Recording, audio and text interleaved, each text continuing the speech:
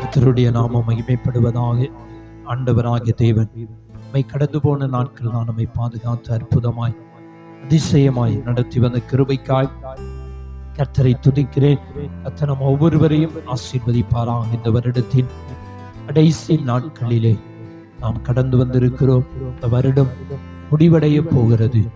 வருடத்தின் இறுதி நாட்களில் நாம் வந்து அவரை பாடவும் மகிமைப்படுத்தவும் அவரை துதிக்கவும் கர்த்தர் நமக்கு தந்த கிருபைக்காய் கர்த்தரை துதிக்கிறேன். கர்த்தர் நம்மை ஆசீர்வதிப்பாராக. வருடத்தின் இறுதி நாட்களிலே ஆண்டவருடைய சமூகத்திலே நாம் அர்ப்பணிக்க வேண்டும் என்று கர்த்தர் விரும்புகிறார். தேவ சமூகத்திலே நாம் ஒப்பு கொடுக்க வேண்டும் என்று கர்த்தர் விரும்புகிறார். நாம் ஒப்பு கொடுக்கப்பட்டதான ஒரு வாழ்க்கை வாழணும்னு கர்த்தர் விரும்புகிறார். இதுவரைக்கும் இந்த வருஷம் துவங்கி பல சூழ்நிலையிலே நாம் தேவனுக்கு பிரியமில்லாத வாழ்க்கை நாம் வாழ்ந்திருக்கிறோம்.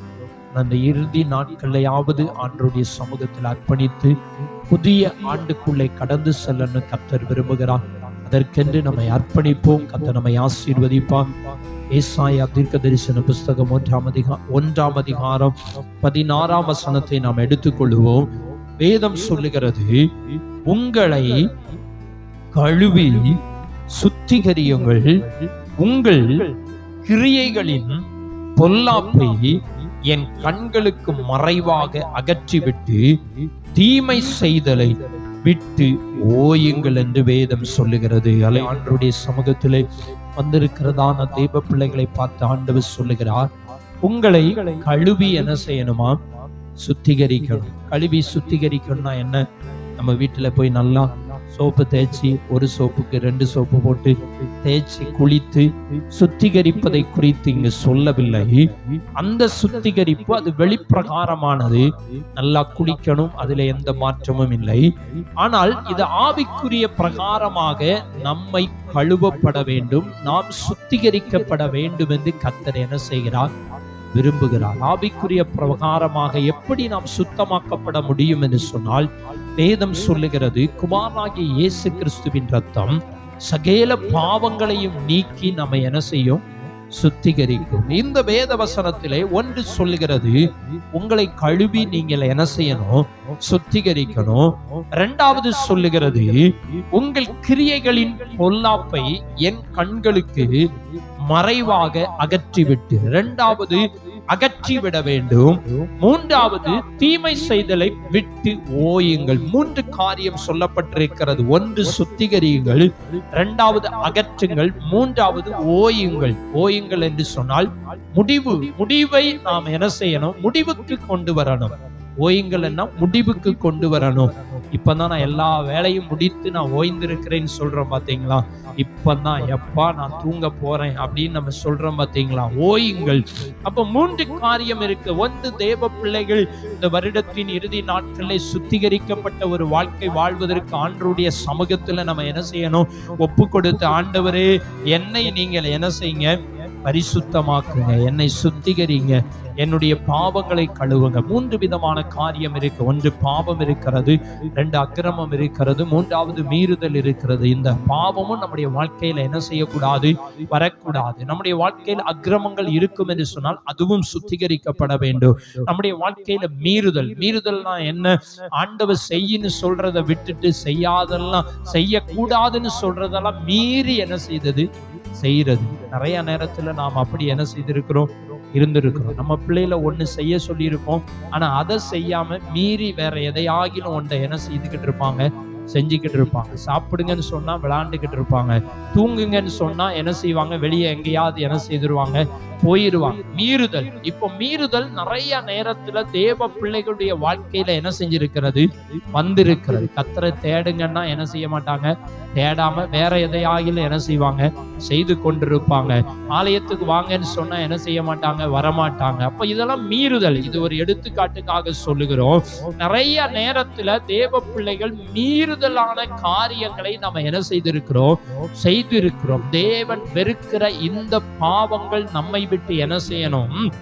அகற்றப்பட வேண்டும், சுத்திகரிக்கப்பட வேண்டும். நாம் சுத்திகரிக்கணும். எதுலெல்லாம் நம்ம மீறி இருக்கிறோம், எதுலெல்லாம் நாம் அக்கிரமம் செய்திருக்கிறோம், எதுலெல்லாம் பாவம் செய்திருக்கிறோம் என்பதை அறிந்து உணர்ந்து தேவ சமூகத்துல நாம் சுத்திகரிக்கணும்னு கர்த்தர் என்ன செய்கிறார்?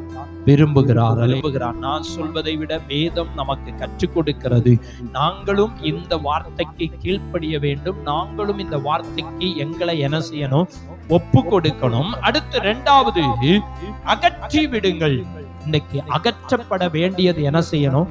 அகற்றப்படணும். இன்னும் நிறைய பேருக்குள்ள நிறைய சுபாவங்கள் இன்னும் உள்ளே என்ன செய்து இருக்கிறது, உள்ள மறைந்து என்ன செய்து இருக்கிறது. அகற்றப்பட வேண்டும். என்னெல்லாம் அகற்றப்பட வேண்டும்? பாவங்களை குறித்து வேதத்துல பார்த்தோம் என்று சொன்னால் 30 விதமான பாவம் இருக்கிறது என்பதை அறிந்திருக்கிறோம். நிறைய பாவங்கள் இருக்கிறது. ஆனால் 13, 17 ரெண்டும் சேர்த்து 30 பாவங்களை குறித்து வேதம் சொல்லுகிறது. இப்படிப்பட்ட சுபாவங்கள் நம்மை விட்டு அகற்றப்படணும்னு கர்த்தர் என்ன செய்கிறார்? விரும்புகிறார். மார்க் எழுதின சுவிசேஷத்திலேயும் கலாத்தியருக்கு எழுதின நிருபத்திலே என்ன செய்திருக்கிறது? சொல்லப்பட்டிருக்கிறது. இந்த பாவங்கள் நம்மை விட்டு என்ன செய்யணும்? அகற்றப்பட வேண்டும் என்று கர்த்தர் விரும்புகிறார். மார்க் எழுதின சுவிசேஷம் 7ஆம் அதிகாரம் 20, 21, 22, 23 ஆகிய வசனங்களை நம்ம வாசித்து பார்த்தோம் என்று சொன்னால், மனுஷனுக்கு உள்ளே இருந்து புறப்படுகிறதே மனுஷனை என்ன செய்யுமா?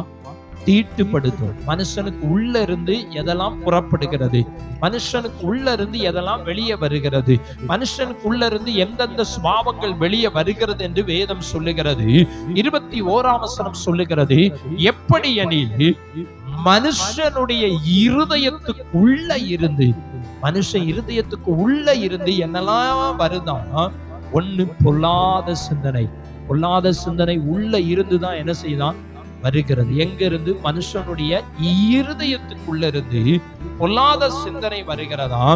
அடுத்து இதெல்லாம் எங்க இருந்து வருதுன்னு நீங்க கீழே படிச்சு பார்த்தீங்கன்னா, இருதயத்துக்குள்ள இருந்து ஒன்று பொல்லாத சிந்தனை வருகிறது, இரண்டாவது விபச்சாரங்கள் வருகிறது, வேசித்தனங்கள் வருகிறது, கொலை பாதகங்கள் வருகிறது. இதெல்லாம் மனுஷன் இருதயத்துக்குள்ள இருந்து தோன்றக்கூடியது, வேற எங்க இருந்து அல்ல, இருதயத்துக்குள்ள இருந்து வரக்கூடியதான காரியம். அடுத்து களவுகள். களவு.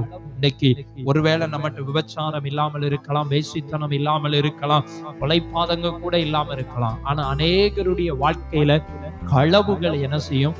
இருக்கும். நம்மகிட்ட இல்லாம இருக்கலாம். ஆனா அநேகர் என்ன செய்தாங்க? களவு. மற்றவர்களுடைய பொருளை அவர்களுக்கு தெரியாம நம்ம எடுப்பது களவு. அவங்ககிட்ட கேட்டு வாங்குறது அது பிரச்சனை இல்லை.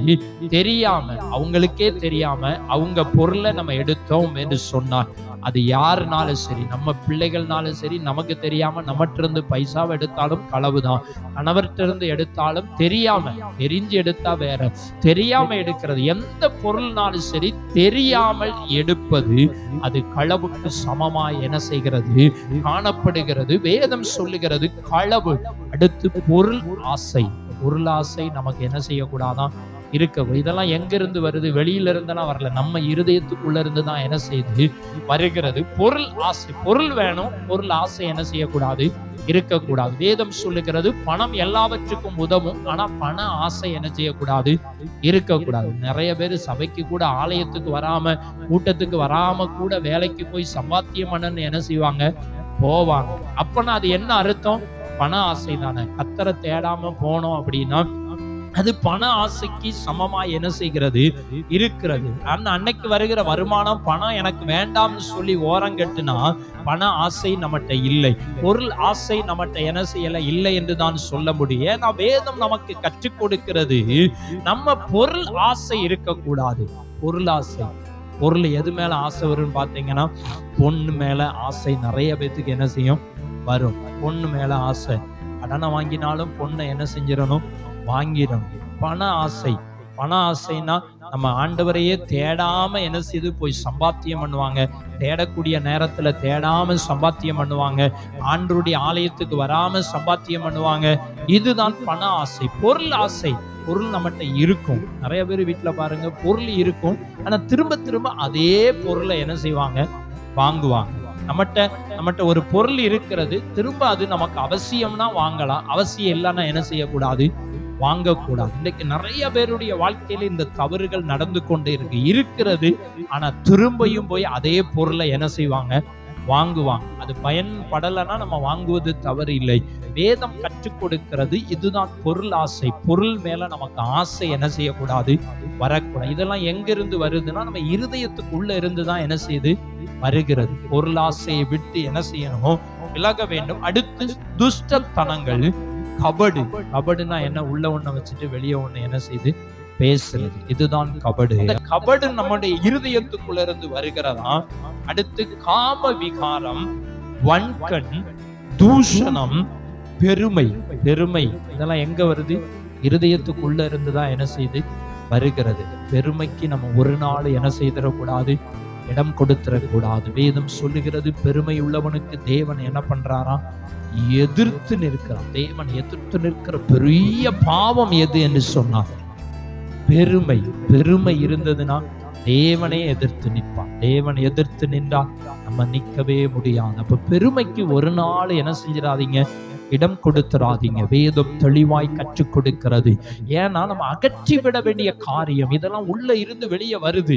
இதெல்லாம் நம்ம என்ன செய்யணும்? வெளியே வரும்போதே அதை அப்படியே அகற்றி விட வேண்டும். வெளியே வருவதற்கு முன்னாடியே, அது செயல்படுவதற்கு முன்னாடியே, அந்த தீமையான காரியங்கள் நமக்குள்ள இருந்து கிரியை செய்வதற்கு முன்னாடியே நாம் அகற்றி விட வேண்டும். அடுத்து வேதம் சொல்லும், மதிகேடும் புறப்பட்டு வரும். பொல்லாங்கானவைகளாகிய இவைகள் எல்லாம் உங்கள் உள்ளத்திலிருந்து புறப்பட்டு இது மனுஷனையே தீட்டுப்படுத்துமா? மனுஷன்னா முழு உருவத்தையே இது என்ன செஞ்சிடும்? தீட்டுப்படுத்திடும்.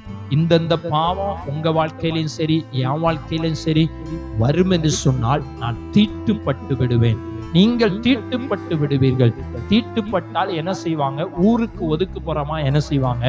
வைப்பாங்க. குஷ்டரோகம் பழைய ஏற்பாட்டின் நாட்களே ஒரு தீட்டு. அடுத்து பார்த்தீங்கன்னா இன்றைக்கு கூட நிறைய பெண்கள் என்ன செய்யறாங்க? அந்த காலங்களிலே தீட்டு என்று சொல்லி இவர்களை ஒதுக்கி வைக்கிற குடும்பங்கள் நிறைய என்ன செய்கிறது? இருக்கிறது. அப்ப பாருங்க, தீட்டுனா இவங்கள் ஒதுக்கப்பட்டவர்கள். இவர்களை பார்த்தீங்கன்னா பழைய காலங்களிலே குஷ்டரோகிகள் எங்க இருப்பாங்கன்னா ஒதுக்கப்பட்டு என்ன செஞ்சிருப்பாங்க? வச்சிருப்பாங்க. தூரத்துலதான் சாப்பாடை வச்சுட்டு போயிருவாங்களாம். தீட்டம். ஆனா இன்றைக்கு அப்படிப்பட்ட நிலைமை என்ன செய்யல? இல்ல. பழைய காலங்கள் அபிதமாக என்ன செய்தது? இருந்தது. ஏன்னா தீட்டு பட்டாச்சுன்னா ஒதுக்கப்படுகிறோம். பாவம் வரும் என்று சொன்னால் ஒதுக்கப்படுகிறோம். பரிசுத்தம் வரும் என்று சொன்னால் இயேசுவோடு சேர்க்கப்படுகிறோம். பாவம் வரும் என்று சொன்னால் பிசாசோடு சேர்க்கப்பட்டு ஆண்டவரால் ஒதுக்கப்படுகிறோம். ஒதுக்கப்பட்ட ஒரு அனுபவத்துக்கு நேராய் நம்ம என்ன செய்கிறோம்? கடந்து போய்விடுகிறோம். அதனாலதான் வேதம் கற்றுக் கொடுக்கிறது, நீங்கள் அகற்றி விட வேண்டும். அகற்றி விட வேண்டிய காரியங்கள் இன்னும் நமக்குள்ளே இருக்கும் என்று சொன்னால் இந்த நாட்களிலே அகற்றப்படணும்னு கர்த்தர் விரும்புகிறார்கள். முதல்ல நம்ம பார்க்கிறோம், நம்மை சுத்திகரிக்க வேண்டும். சுத்திகரிக்கிறது எப்படி? இதெல்லாம் அகற்றப்பட்டு கொண்டே இருக்கணும். தீமையை அகற்றி விட வேண்டும். தேவன் வெறுக்கிற பாவங்களை அகற்றிடணும். அந்த பாவம் நமக்குள்ளே இருக்கக்கூடாது. தேவன் விரும்பாத காரியம் நமக்குள்ளே இருக்கக்கூடாது. அப்படி இருக்கும் என்று சொன்னால் இன்றைக்கே நம்முடைய வாழ்க்கையில அகற்றப்படணும்னு கர்த்தர் விரும்புகிறார். இன்னும் நமக்குள்ளே இது இருந்து கொண்டே இருக்கும்னு சொன்னா இயேசு வந்தா நம்ம என்ன செய்ய முடியாது? போக முடியாது. திடீரென்னு மனிதனுக்கு மரணம் என்ன செஞ்சிருது? சம்பவிக்கிறது. யார் எப்போ எங்க போறாங்க, என்ன நிலைமைன்னு என்ன செய்யாது? தெரியாது. எப்பவும் நம்ம ஆயத்தமா என்ன செய்யணும்? இருக்கணும். எப்பவுமே கவனமா என்ன செய்யணும்? இருக்கணும். எப்பவுமே ஜாக்கிரதையா என்ன செய்யணும்? இருக்கணும். சுத்திகரிக்கணும். ஆண்டவரிடத்துல கேட்கணும், ஆண்டவரே உங்க ரத்தம் கழுவி சுத்திகரிக்கும் என்று சொல்லப்பட்டிருக்கிறதே, என் வாழ்க்கையில் இருக்கிற பாவங்கள், அக்கிரமங்கள், மீறுதல்கள் எல்லாவற்றையும் நீங்க கழுவுங்க, என்னை சுத்திகரிங்கன்னு ஆண்டவரிடத்துல நம்ம என்ன செய்யணும்? கேட்கணும். விருப்பம் வேணும். நிறைய பேத்துக்கு விருப்பமே என்ன செய்யாது? கிடையாது. பாவத்தை அறிக்கையிடுவதற்கு விருப்பம் இல்லை. செய்த தவறை ஒத்துக்கொள்வதற்கு என்ன செய்யாது? விருப்பம் இருக்காது. சங்கீதம் 51:2 சொல்லுகிறது, சங்கீதக்காரனாகிய தாவீது தேவ சமூகத்துல தன்னை என்ன செய்கிறார்? ஒப்பு கொடுக்கிறார். என் அக்கிரமம் நீங்க என்னை முற்றிலும் கழுவி என் பாவமற என்னை என்ன செய்யும்? சுத்திகரி. அவர் ஆண்டவரிடத்துல ஜெபம் பண்றார். விருப்பம் வேணுங்க. எல்லா தேவ பிள்ளைகளுக்கு விருப்பம் வேணும். ஆண்டவரே என் பாவத்தை நீங்க என்ன செய்யுங்க? கழுவுங்க. அக்கிரமத்தை நீக்குங்கப்பா. என்கிட்ட அக்கிரமம். இந்த ராஜா சொல்லுகிறார், இது தெரியும் தாவீதை குறித்து. இவன் யுத்தத்துக்கு போக வேண்டியவன் அதை செய்யாம வேற எதையோ என்ன செய்தால் செய்து கொண்டு, அங்க யுத்தத்துல மக்கள் மரித்து கொண்டிருக்கிறார்கள், அங்க யுத்தம் தீவிரமாய் நடக்கிறது, அங்க யுத்தம் மும்முரமாய் என்ன செய்து நடக்கிறது, அங்க யுத்தம் பயங்கரமாய் நடந்து கொண்டிருக்கிறது. ஆனால் இந்த தாவீது ராஜாவோ உப்பரிகையிலே உலாவிக் கொண்டிருக்கிறார். உப்பரிகையிலே உலாவி, இவன் செய்ய வேண்டியதை செய்யாம உலாவினது நிமித்தம் இவனுடைய வாழ்க்கையில அக்கிரமம் என்ன செஞ்சது வந்தது. அக்கிரமம் வந்தது. யுத்தத்துல அநேகர் என்ன செய்யறாங்க, போராடி கொண்டிருக்கிறாங்க. ஆனா இவரோ ஜாலியா என்ன செய்யறாரு இருக்கிறார். கடைசி செய்ய வேண்டியதை செய்யாம போனதின் நிமித்தம் பாவம் என்ன செய்து அக்கிரமம் வருகிறது. அந்த அக்கிரமம் வந்தது நிமித்தம் இவர் தேவ சமூகத்திலே ஒப்பு கொடுக்கிறார். ஆண்டவரே, என் அக்கிரமம் நீங்க என்னை முற்றிலும் என்ன செஞ்சிருங்க, அழுவிருங்க. அவர் ஆண்டவரிடத்துல கேட்கிற, ஆண்டவரே என் அக்கிரமம் இருக்குப்பா, இதை நீங்க முற்றிலும் என்ன செஞ்சிடணும், அழிவீர. விருப்பம் வேணும். நம்மகிட்ட ஆண்டவர்கிட்ட கேட்கணும், ஆண்டவரே இதை நான் செய்து கொண்டே இருக்கிறேன், இதை செய்யக்கூடாது என்கிற விருப்பம் நமக்கு என்ன செய்யணும், வரணும். சிலர் போய் பேசிக்கொண்டே என்ன செய்வாங்க, இருப்பாங்க. ஆனா ஆண்டவரிடத்துல என்ன செய்யணும், கேட்கணும், ஆண்டவரே நான் இதை செய்துகிட்டே இருக்கிறேன், இதுல இருந்து எனக்கு விடுதலை என்ன செய்யுங்க, தாருங்கள். சிலரை பார்த்தீங்கன்னா கீழ்ப்படியவே மாட்டாங்க, கீழ்ப்படியாமலே இருந்துகிட்டே இருப்பாங்க. நம்ம ஆண்டவரிடத்துல என்ன செய்யணும், கேட்கணும், ஆண்டவரே நான் கீழ்ப்படியன்னு விரும்புகிறேன், எனக்கு கீழ்ப்படிதலை தாங்கன்னு நம்ம ஆண்டவரிடத்துல என்ன செய்யணும், கேட்கணும். விருப்பம் இருந்தா மட்டும்தான் ஆண்டவர் உதவி செய்ய முடியும். விருப்பம் இல்லைன்னா ஆண்டவர் என்ன செய்ய முடியாது, உதவி செய்ய முடியாது. இந்த சங்கீதக்காரனாகிய தாவீது ஆண்டவரிடத்துல விருப்பத்தோடு கேட்கிற, ஆண்டவரே என் அக்கிரமம் நீங்க என்னை கழுவிருங்க, பாவமற என்னை சுத்திகரிங்க என்று சொல்லி ஆண்டவரிடத்துல கேட்கிறார். இந்த பகல் வேளையில நம்ம ஆண்டவரிடத்துல கேட்கணும், ஆண்டவரே என்னை சுத்திகரிங்கப்பா, என்னை பரிசுத்தமாக்குங்க, ஆண்டவரே எனக்குள்ள இருந்து வருகிற நிறைய துர்க்கிரியை இருக்கிறதப்பா, இதெல்லாம் எடுத்து போடுங்கப்பா, என் வாழ்க்கையில நீங்க பரிசுத்தத்தை கட்டளையிடுங்கன்னு நம்ம ஆண்டவரிடத்துல கேட்க கேட்க கேட்க ஆண்டவர் நம்முடைய வாழ்க்கையில பெரிய மாற்றத்தை என்ன செய்வார், கொண்டு வருவார். அப்போ நீங்க வேதத்துல கலாத்தியருக்கு எழுதினதான நிருபத்திலையும் சொல்லப்பட்டு முதல்ல பார்க்கிறோம், வேதம் கற்றுக் கொடுக்கிறது முதல்ல நம்முடைய இருதயத்துக்குள்ள இருந்து என்னென்ன பாவம் எல்லாம் வருகிறது என்பதை நம்ம பார்த்தோம். அடுத்து அதே போலதான் கலாத்தியருக்கு எழுதின நிருபம் 5ஆம் அதிகாரத்தை நீங்க வாசித்தீங்க என்று சொன்னால் அது உள்ள இருந்து வரக்கூடிய பாவம் மார்க் எழுதின சுவிசேஷத்துல இருக்கிறது. இரண்டாவது வெளியே இருக்கக்கூடிய பாவமும் இந்த கலாத்தியருக்கு எழுதின நிருபம் 5ஆம் அதிகாரம் 19ஆம் வசனத்திலிருந்து கீழே வாசித்தோம் என்று சொன்னால் மாம்சத்தின் கிரியைகள் வெளியரங்கமாய் இருக்கின்றன. முதல்ல நம்ம பார்க்கிறோம், நம்மை கழுவி சுத்திகரிக்கணும். இரண்டாவது அகற்ற வேண்டிய காரியம் அகற்றப்படணும். அகற்றப்படணும்னா என்னெல்லாம் அகற்றப்படணும், நம்முடைய இருதயத்துக்குள்ள இருந்து எதெல்லாம் வருகிறது என்பதை குறித்து நம்ம பார்த்தோம். இப்போ மாம்சத்தின் கிரியைகள் வெளியரங்கமாய் என்ன செய்தான் இருக்கிறது, வெளிப்படையா. இந்த மாம்சம் இருக்கு பாத்தீங்களா, இந்த சரீரம், இந்த மண்ணான சரீரம், இந்த மனுஷனுடைய சரீரத்துல வெளியரங்கமாய் இருக்கிற பாவங்களை குறித்து வேதம் சொல்லுகிறது. உள்ளிருந்து வரக்கூடிய பாவமும் இருக்கிறது, வெளியிருந்து வரக்கூடிய பாவமும் இருக்கிறது. மாம்சத்தின் கிரியைகள் வெளியரங்கமாய் இருக்கின்றன. அங்கே இருந்த சில பாவம் இங்கேயும் சுட்டி காண்பிக்கப்படுகிறது. அங்கே இருந்து இருதயத்துக்குள்ளிருந்து வந்த காரியமும் இன்னைக்கு வெளிப்படையாய் இருதயத்துல உருவாகி வெளியே சரீரத்திலே மனிதன் பாவம் என்ன செய்கிறான் என்பதற்கு அடையாளமாய் இங்கு சொல்லப்பட்டிருக்கிறது. இங்கேயும் அதே பாவங்கள் இருக்கிறது. ஒன்று விபச்சாரம் இருக்கிறது, வேசித்தனம், அசுத்தம், காம விகாரம். அங்க இருதயத்துக்குள்ளிருந்து வருகிறதுலையும் விபச்சாரம் இருக்கிறது, வேசித்தனம் இருக்கிறது, காம விகாரம் இருக்கிறது. ஆனால் வெளியரங்கமான பாவத்துக்கும் இதுவும் ரெண்டும் ஒன்றை ஒன்று தொடர்புடையதாய் இருக்கிறது. அடுத்து மிகவும் குறிப்பாய் வெளியரங்கமான பாவத்தை குறித்து சொல்லுகிறது விக்கிரக ஆராதனை. விக்கிரக ஆராதனை, மனிதனால் உருவாக்கப்பட்ட ஒன்றை தெய்வம் என்று ஆராதிப்பதுதான் விக்கிரக ஆராதனை. தெய்வத்தை தான் நாம் ஆராதிக்க வேண்டும், தெய்வம் அல்லாததை ஆராதிக்க கூடாது. இதை மாம்சத்தின்படி நம்ம செய்யவில்லை.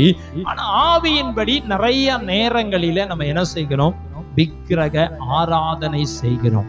ஆண்டவரை நேசிப்பதற்கு பதிலாக நம்ம எதெல்லாம் நேசிக்கிறோமோ அதெல்லாம் விக்கிரக ஆராதனைக்கு சமம். நாம் ஆண்டவரை நேசிக்கணும், நேசித்தா மட்டும்தான் விக்கிரக ஆராதனை செய்யலன்னு அர்த்தம். ஆவியின்படி மாம்சத்தின்படி நம்ம விக்கிரக ஆராதனை செய்யல, மனுஷனால் உருவாக்கப்பட்ட ஒன்றை தெய்வம் என்று சொல்லி நம்ம என்ன செய்யல, வணங்கல, ஆராதிக்கல. ஆனால் நம்ம ஆவியின்படி அநேக நேரங்களில என்ன பண்ணிருந்தோம், ஆண்டவரை விட்டு விட்டு நாம எதெல்லாம் செய்யறோமோ அதெல்லாம் விக்கிரக ஆராதனை என்பதை அறிந்து கொள்ளணும். அடுத்து வேதம் சொல்லுகிறது பில்லி சூனியம். இன்னைக்கு நிறைய பாத்தீங்கன்னா உலகத்துல பில்லி சூனியம் பெருகி இருக்கிறது.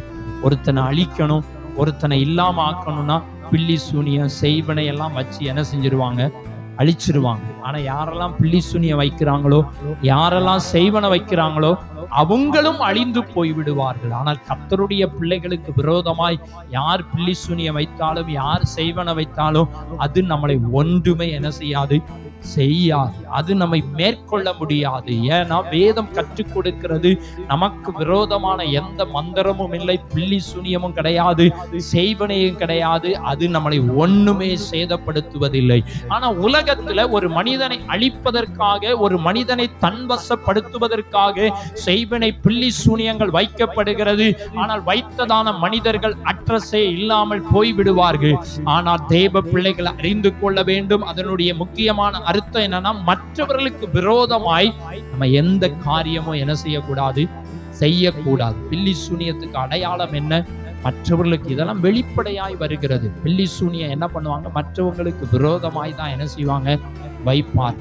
ஆனால் இந்த சுபாவமும் நம்மகிட்ட வெளிப்படையாய் காணப்படக்கூடாது. மற்றவர்களுக்கு விரோதமாய் நம்ம எந்த காரியத்தை என்ன செய்யக்கூடாது, செய்யக்கூடாது. பகை, பகை இன்னைக்கு உலகத்துல, கிறிஸ்தவ உலகத்திலும் சரி, ஆவிக்குரிய உலகத்துல பகைகள் இன்னைக்கு என்ன செய்திருக்கு, பெருகி இருக்கிறது. அவன் என்ன பகைச்சிட்டான், அவன் என்ன பகைச்சிட்டான், இவன் என்ன பகைச்சிட்டான் அப்படின்னு நம்ம என்ன செய்வோம், சொல்லுவோம். ஆனா வேதம் கற்றுக் கொடுக்கிறது, நம்ம யாரோடு என்ன செய்யக்கூடாதுன்னா பகை இருக்கவே கூடாது. பகை நம்மகிட்ட இருக்குன்னா அதை இன்னைக்கே நம்ம என்ன செஞ்சிடணும், அகற்றிடணும். நம்ம இருதயத்துக்குள்ள யார் மேலையும் பகை இருக்கக்கூடாது, யார் மேலையும் கசப்பும் என்ன செய்யக்கூடாது, இருக்கக்கூடாது. ஏன்னா இதெல்லாம் வெளிப்படையாய் வருகிறது. இந்த வருடத்தின் இறுதி நாட்களில் வந்திருக்கிற தெய்வ பிள்ளைகளுக்கு ஆண்டவர் கற்றுக் கொடுக்கிறதான சத்தியம் என்னவென்று சொன்னால், மாம்சத்தின் கிரியை வெளியரங்கமாய் இருக்கிறது. அதிலே ஒன்று பகை. அடுத்து பார்த்தீங்கன்னா விரோதங்கள். ஒருத்தரை விரோதம், இதெல்லாம் நமக்கு தெரியும், விளக்க வேண்டியதில்லை. இது செயல்படுத்துறவங்களுக்கு தெரியும். எந்த சூழ்நிலையிலும் யார்கிட்டையும் பகையும் இருக்கக்கூடாது, விரோதமும் என்ன செய்யக்கூடாது, இருக்கக்கூடாது. அடுத்து வைராக்கியம். நிறைய பேருக்கு வைராக்கியம் என்ன செய்யும், இருக்கும். வைராக்கியம் நமக்கு இருக்கவே கூடாது. எப்படிப்பட்ட வைராக்கியம், சாகிறவர் இவங்க முகத்திலே என்ன செய்ய மாட்டேன், ஒழிக்கவே மாட்டேன். நிறைய பேர் இதைத்தான் அடிக்கடி என்ன செய்வாங்க, சொல்றத பார்த்துருவேன். செத்தாலும் நான் என்ன செய்ய மாட்டேன், போக மாட்டேன். செத்தாலும் இவங்க முகத்துல நான் முழிக்க மாட்டேன். செத்தாலும் செத்தாலும் சொல்லிட்டு யார் முத போறாங்க, யார் ரெண்டாவது போறாங்கன்னு சொல்லி என்ன செய்யாது, தெரியாது. ஏன்னா வேதம் சொல்லுகிறது வைராக்கியம். இதுதான் வைராக்கியம். இந்த வைராக்கியம் ஆண்டவருக்குள்ள வைராக்கியம் இருக்கணும். உலகத்துல எந்த மனிதனிடத்திலையும் நமக்கு வைராக்கியம் என்ன செய்யக்கூடாது, இருக்கக்கூடாது. ஆண்டவர் மேல வைராக்கியம் இருக்கணும். ஆண்டவருக்காய் செத்தாலும் சாகிறேன், கிறிஸ்துவுக்காய் நான் யாரை வேணாலும் வெறுப்பதற்கு தயாராய் இருக்கிறேன், கிறிஸ்துவுக்காக எதை வேணாலும் விட்டு கொடுக்க தயாராய் இருக்கிறேன் என்கிற வைராக்கியம் இருக்கணுமே தவிர, ஏன்னா வேதம் கற்றுக் கொடுக்கிறது, நாங்கள் செத்தாலும் பரவாயில்லை, நாங்கள் எங்களுக்கு ஆண்டவராகிய தேவன் தப்புவிக்காமல் போனாலும் பரவாயில்ல, ஆனா இந்த சிலையை மட்டும் நாங்க என்ன செய்ய மாட்டோம், வணங்க மாட்டேன். இதுதாங்க வைராக்கியம். சிங்கக்கவியில தூக்கி போடுவாங்க என்று தெரிந்தும் ஆனால் அவன் செய்ய வேண்டியதை செய்து கொண்டிருந்தான். இதுதான் வைராக்கியம். யோசேப்பினுடைய வாழ்க்கையில பாவம் வந்தது, ஆனால் நான் பாவம் செய்ய மாட்டேன் என்கிற ஒரு வைராக்கியம் இருந்தது. இவர்கள் எல்லாரையும் பார்த்தீங்கன்னா தேசத்தில உயர்ந்த இடத்துல என்ன செஞ்சிருப்பாங்க, இருந்திருப்பாங்க. வைராக்கியமாய் வாழ்ந்தவர்கள். வைராக்கியம், ஆண்டவருக்கு வைராக்கியம் வேணும். ஆனால் உலகத்துல எந்த மனிதனிடத்திலையும் நாம் என்ன செய்யக்கூடாது, வைராக்கியம் பாராட்டக்கூடாது. அல்லேலூயா. ஏன்னா ஆண்டவர் நமக்கு கற்றுக் கொடுக்கிற காரியம் வைராக்கியம் நம்மகிட்ட இருக்கக்கூடாது. எந்தெந்த விஷயத்துல வைராக்கியம் இருக்கணுமோ அந்த விஷயத்துல வைராக்கியம் இருக்கலாம். எதுல வைராக்கியம் இருக்கக்கூடாதோ அதுல நம்ம என்ன செய்யக்கூடாது, வைராக்கியம் பாராட்டக்கூடாது. வேதம் சொல்லுகிறது வைராக்கியம். அடுத்து கோபம். நம்ம கோபத்தை குறித்து நிறைய என்ன செஞ்சிருக்கிறோம், தியானித்து இருக்கிறோம். கோபம் கொண்டாலும் பாவம் செய்யாதிருங்கள். சூரியன் அஸ்தமிப்பதற்கு முன்னாடியே உங்க கோபம் என்ன செஞ்சிடணும், தணிந்து விட வேண்டும். கோபம் இன்னைக்கு மனிதனுக்கு கோபத்தை நம்ம கொஞ்சம் என்ன செய்யணும், விட்டு விட வேண்டும். கோபிக்கிறதற்கு நீங்க என்ன செய்யுங்க, தாமதமாய் இருக்க கடவர்கள்.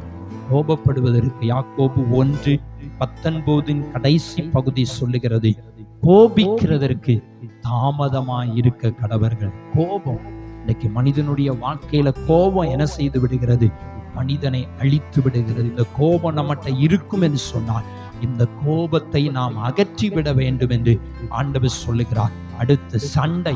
சண்டை எப்போ பார்த்தாலும் சரி சண்டை போடுகிற சுபாவம். எதுக்கெடுத்தாலும் சண்டை, எதுக்கெடு பக்கத்துல சண்டை, வீட்டுல சண்டை, புருஷன்ட்ட சண்டை, மனைவிட்ட சண்டை, பிள்ளைகிட்ட சண்டை, எப்போ பார்த்தாலும் சண்டை சண்டை சண்டை சண்டை. இந்த சண்டையெல்லாம் நம்மகிட்ட என்ன செய்யக்கூடாதான், இருக்கக்கூடாது. ஆண்டவர் சொல்லுகிறார் சண்டைகள். அடுத்து சண்டை வந்துச்சுன்னா என்ன வந்துடும், பிரிவினை வந்துடும். சண்டை வந்ததுன்னா என்ன நடக்கும், பிரிவினை. ஒருத்தர் சண்டை போட்டா பிரிஞ்சு போயிடுவாங்க. நல்ல ஃப்ரெண்ட்ஸா இருப்பாங்க. சண்டை வந்ததுன்னா என்ன செஞ்சிடும், நீ ஒரு பக்கம் நான் ஒரு பக்கம் போயிடுவாங்க. அண்ணன் தம்பி ஒன்னா இருப்பாங்க. சண்டை வந்ததும் பிரிஞ்சு போயிடுவாங்க. கணவன் மனைவி ஒன்றா இருப்பாங்க. சண்டை வரும், சண்டை வந்ததும் பிரிவினை வந்துடும். அப்ப சண்டை எங்கெல்லாம் இருக்கோ அங்க பிரிவினை வந்துடும். சபையில பாஸ்டர்கிட்ட சண்டை போட்டா பாஸ்டருக்கும் விசுவாசிக்கு என்ன செஞ்சிடும், பிரிவினை வந்துடும். அடுத்து சபையில விசுவாசியும் சண்டை போட்டா ஒரு விசுவாசிக்கு என்ன செஞ்சிடும், பிரிவினை தான் வரும். அதனால நம்ம அறிந்து கொள்ள வேண்டும், சண்டை வராம இருந்ததுன்னா கோபம் நீங்க தொடர்ச்சியா நீங்க பாத்தீங்கன்னு சொன்னா பகையிலிருந்து ஆரம்பிக்கும். பில்லி சூனியம், அடுத்து பகை, அடுத்து விரோதம். இதெல்லாம் பாருங்க, பகை வந்ததுன்னா விரோதம் வந்துடும், விரோதம் வந்ததுன்னா வைராக்கியம் வந்துடும், வைராக்கியம் வந்ததுன்னா கோபம் வந்துடும், கோபம் வந்ததுன்னா சண்டை வந்துடும், சண்டை வந்ததுன்னா பிரிவினை வந்துடும், பிரிவினை வந்ததுன்னா மார்க்க பேதங்கள் வந்துடும். இன்னைக்கு சபைகள் இன்றைக்கு என்ன செய்திருக்கிறது, பல பிரிவுகளாய் பிரிந்திருக்கிறது. பிரிந்தது நிமித்தம் என்ன நடக்கிறது, மார்க்க பேதங்கள். நான் சொல்ற சத்தியம்தான் சரி அப்படின்னு ஒரு கூட்ட மக்கள் என்ன செய்யறாங்க, சொல்றாங்க. வேதம் என்ன சொல்றதோ அதுக்கெல்லாம் யாருமே என்ன செய்வதில்லை, அதற்கு கீழ்ப்படிவதில்லை. நான் சொல்றதுதான் சரி அப்படின்னு சொன்ன உடனே அதுக்கென்று ஒரு கூட்ட மக்கள் என்ன செய்யறாங்க, மார்க்க பேதம் என்ன செஞ்சிருது, வந்துருது. பேதம் வந்துருது. ஒருத்தர் சொல்றாரு செழிப்புங்கிறாரு, ஒருத்தர் சொல்றாரு கண்டிக்கப்படணுங்கிறாரு, ஒருத்தர் சொல்றாரு அதை செய்யாத இதை செய்யாதங்காரு. இன்னைக்கு மார்க்க பேதங்கள் பெருகி என்ன செய்து இருக்கிற. அதற்கு முக்கிய காரணம் பிரிவினைகள் தான். பிரிவினை இல்லைன்னா இந்த பிரச்சனை என்ன செய்யாது, வராது. அப்ப இதெல்லாம் நம்முடைய வாழ்க்கையில என்ன செஞ்சிடணும், அகற்றப்படணும். ஒவ்வொன்றுக்கும் தனித்தனி விளக்கம் இருக்கிறது, நேரம் இல்லை. வேதம் சொல்லுகிறது நம்மை சுத்திகரியுங்கள். கீழே நீங்க வாசித்தீங்க என்று சொன்னால் அடுத்து நீங்க பார்த்தீங்கன்னா 21ஆம் வசனம், பொறாமை. பொறாமையெல்லாம் என்ன செய்யக்கூடாது, இருக்கக்கூடாது. வேதம் பொறாமையோ வென்றால் எலும்பு உருக்கியாம். பொறாமை இருந்ததுன்னா எலும்புருக்கி நோய்க்கு என்ன செய்யுது, சமம். பொறாமையோ வென்றால் எலும்புருக்கி. பொறாமைக்கு நம்ம ஒரு நாள் இடம் கொடுத்துடக்கூடாது. கொலைகள், வெறிகள், களியாட்டுகள். வெறி நம்மகிட்ட இருக்கக்கூடாது, கொலையும் இருக்கக்கூடாது. தன் சகோதரனை பகைக்கிற எவனும் மனுஷ கொலைபாதகனாய் இருக்கிறான். நம்ம கொலை எல்லாம் போய் செய்ய வேண்டாம். சகோதரனை பகைச்சாச்சினாலே முடிஞ்சிச்சு. கொலை செய்வதற்கு சமம். கொலை செய்யாதிருப்பாயாக என்று 10 கற்பனையிலே ஒரு கற்பனை. அப்போ நம்முடைய வாழ்க்கையில என்ன நடக்கிறது என்று சொன்னால் 10 கற்பனையிலே ஒரு கற்பனையை நம்ம மீறுகிறோம். தன் சகோதரனை பகைக்கிற எவனும் மனுஷ கொலை பாதகனாயிருக்கிறான். கொலைகாரனுக்கு சமம். வேதம் கற்றுக் கொடுக்கிறது. அருவாள் எடுத்து ஒருத்தனை வெட்டாம வேணா இருந்திருக்கலாம், ஒருத்தனை கொல்லாம வேணா இருந்திருக்கலாம். ஆனால் ஆவியின்படி நம்முடைய சகோதரனா உடன் பிறந்தவர்களையும் எடுத்துக்கொள்ளலாம், உடன் பிறக்காதவங்களையும் எடுத்துக்கொள்ளலாம், சக மனிதர்களை என்ன செய்யலாம், எடுத்துக்கொள்ளலாம். இவர்களெல்லாம் பகைக்கிறதற்கு பகைத்தோம் என்று சொன்னார் கொலை செய்வதற்கு சமம். அல்லேலூயா. வேதம் சொல்லுது. வெறி, களியாட்டுனா சீட்டு விளையாட்டு. இப்படி பார்த்தீங்கன்னா நிறைய விளையாட்டுகள் என்ன செய்து இருக்கிறது. ரம்மி விளையாடுறது, கேம் விளையாடுகிறது, இப்படி நிறைய பாவங்கள் என்ன செய்து பணத்துக்காக விளையாடுவது. இந்த களியாட்டு இதெல்லாம் அன்னைக்கு கலாத்திய சபையில என்ன செஞ்சிருக்கு, இருக்க போய் தான் எழுதுகிறார். இல்லைன்னா இவர் எழுதுவதற்கு வாய்ப்பு என்ன செய்யாது, கிடையாது. இதெல்லாம் நம்மை விட்டு என்ன செய்யணும், அகற்றப்பட வேண்டும். இப்படிப்பட்டவைகளை செய்கிறவர்கள் தேவனுடைய ராஜ்யத்தை என்ன செய்ய முடியாது, சுதந்திரிக்க முடியாது, உள்ள போக முடியாது. தேவ சமூகத்துல பரலோகத்துக்கு போகணும்னா இதெல்லாம் நம்மகிட்ட என்ன செய்யக்கூடாது, இருக்கக்கூடாது. முன்னே நான் சொன்னது போல இப்பொழுதும் உங்களுக்கு நான் சொல்றேன். ஏற்கனவே ஒரு வாட்டி சொல்லிட்டு திரும்பியும் அவர் என்ன செய்கிறார், சொல்லுகிறார். ஏன் திரும்ப திரும்ப ஒரு காரியத்தை சொல்றோம்னா, முன்னே இங்க வேதத்துல பாத்தீங்கன்னா முன்னே ஒரு வாட்டி சொல்லி இருக்கிறார், திரும்பியும் சொல்லுகிறார். ஏன்னா சிலருக்கு எத்தனை முறை சொன்னாலும் என்ன செய்யாது, உரைக்காது. எத்தனை முறை சொன்னாலும் அவங்களுக்கு என்ன செய்யாது, கேட்காது, கீழ்ப்படிய மாட்டார்கள். நம்முடைய வாழ்க்கையில நம்ம அறிந்து கொள்ள வேண்டும், மாம்சத்தின் கிரியை வெளியரங்கமாயிருக்கிறது. இதெல்லாம் என்ன செஞ்சிடணும், அகற்றப்படணும்னு கர்த்தர் விரும்புகிறார். ஒன்று, நம்மை சுத்திகரியுங்கள். இரண்டாவது, அகற்றுங்கள். மூன்றாவது, ஓயுங்கள். இதெல்லாம் எதையாவது நம்ம செஞ்சுக்கிட்டே இருந்தோம்னா, இந்த சுபாவம் எல்லாம் நம்ம கிட்ட இருந்துகிட்டே இருந்ததுன்னா கொஞ்சம் ஓயுங்கள். இதுல இருந்து நம்ம என்ன செய்யணும், வெளியே கொஞ்சம் ரெஸ்ட், அதுல இருந்து விடுவிக்கப்படணும், அதுல இருந்து வெளியே வரணும். ஓயுங்கள். அப்பதான் தேவனுடைய ராஜ்யத்தை என்ன செய்ய முடியும், சுதந்திரிக்க முடியும். நம்முடைய வாழ்க்கையில் ஆண்டவருடைய கரத்துல நம்மை ஒப்பு கொடுப்போம். கர்த்தர் நம்மை ஆசீர்வதிப்பார். கண்களை மூடி நம் ஆண்டவரை நோக்கி பார்ப்போம். ஆண்டவர் நம்ம கற்றுக் கொடுத்திருக்கிறார் 3 காரியம். ஒன்று, சுத்திகரிங்கள். சுத்திகரிக்கப்படனா விருப்பம் வேணும். விருப்பம் இல்லைன்னா என்ன செய்ய முடியாது, சுத்திகரிக்கப்பட முடியாது. தாவீது என்ன செய்தான், ஆண்டவரத்துல கேட்ட, ஆண்டவரே என் அக்கிரமம் நீங்க என்ன செய்யுங்க, சுத்திகரிங்கப்பா. என் அக்கிரமம் நான் அக்கிரமம் பண்ணிட்டேன் ஆண்டவரே, என்னை சுத்திகரிங்க. அடுத்து என் பாவம் வர என்னை கழுவுங்கள். ஆண்டவரத்துல கேட்போமே, ஆண்டவரே ஆமென், என்னை கழுவுங்கப்பா, என்னை சுத்திகரிங்க ஆண்டவரே. புதிய ஆண்டுக்குள்ள நான் இந்த பழைய பாவத்தோடு இந்த சுபாவத்தோடு நான் போகக்கூடாதுப்பா. நான் புதிய ஆண்டுக்குள்ளே புதிய மனுஷனாய் புதிய மனுஷியாய் நான் கடந்து செல்லணும் ஆண்டவரே. இந்த ஆண்டவரிடத்துல ஒப்பு கொடுங்க ஆண்டவரே. இதெல்லாம் மாம்சத்தின் கிரியைகள் வெளியரங்கமாய் இருக்கிறது, இருதயத்துக்குள்ள இருந்தும் வருகிறது. அதுல உள்ளது இதுல இருக்கிறது. அப்ப ரெண்டும் ஒன்று கொண்டு தொடர்பு. இருதயத்துக்குள்ள எதை சிந்திக்கிறோமோ, எதை யோசிக்கிறோமோ, அது வெளியரங்கமாகவும் காண்பிக்கப்படுகிறது. உள்ள நான் அவனை அழிக்கணும், அவனை கொல்லணும் நம்ம மனசுக்குள்ளே சொல்றது ஒரு நாளில வெளியரங்கமா என்ன செஞ்சிருது, வந்துருது. ஒரு நாள் நம்ம என்ன செய்கிறோம், எதெல்லாம் யோசிக்கிறோம், இருதயத்துக்குள்ள பொல்லாத சிந்தனை யோசித்து சிந்தனைக்கு இடம் கொடுத்து அது வெளியரங்கமாய் மாம்சத்துல வந்து விடுகிறது. இன்னைக்கு தேவ பிள்ளைகள் அறிந்து கொள்ளணும். ஆமென். இருதயத்துக்குள்ளேயும் சிந்திக்காம இருந்தாலே போதும், வெளியரங்கமாய் வராது. இருதயத்துக்குள்ள இருந்துதான் பல பாவம் வருகிறது. அந்த பாவம் வெளியரங்கமாய் காண்பிக்கப்படும் போதும் அதுவும் பாவமாய் மாற்றப்படுகிறது. இந்த வருடத்தின் நாட்களிலே ஆண்டவருடைய கரத்துல ஒப்பு கொடுத்து, ஆண்டவரே எங்களை பரிசுத்தமாக்குங்கப்பா, எங்களை சுத்திகரிங்க ஆண்டவரே. நாங்க இதெல்லாம் எங்க வாழ்க்கையிலிருந்து அகற்றப்படணும், இதெல்லாம் நாங்க விட்டுறணும், விட்டு இனி இதை செய்யக்கூடாது, ஓய்ந்து போகணும், முடிவு உண்டாகணும் அப்படின்னு சொல்லி ஆண்டவரிடத்துல ஒப்பு கொடுப்போம். கர்த்தர் நம்மை ஆசீர்வதிப்பார்.